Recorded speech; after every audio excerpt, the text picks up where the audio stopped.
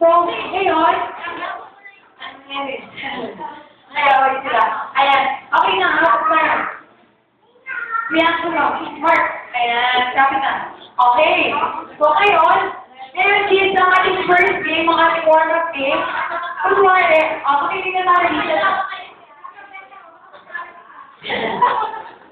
Ayan. Okay, so kunwari, sige ako na yan na. Ayan. Okay, so kunwari, pupunta tayo ng Jolly Town. Okay? Oh, wow! Sige, sino ba nakatira sa Jolly Town? Jolly. You know, si Jolly, si Pomo, si Henry, si Twirly, at Yam.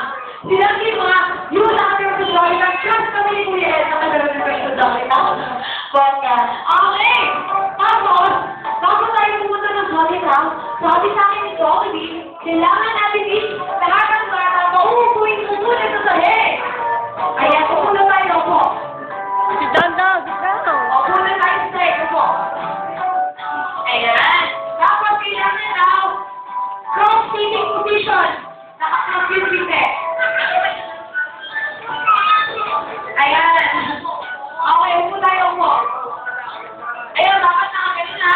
Katulad naman Kuya Ed. Pag hindi mo makagalang, hindi ka tawag kung kang sorry daw. Yan, ganon. Vincent, kaya kay Kuya Ed. Ayan. Tapos, ayan.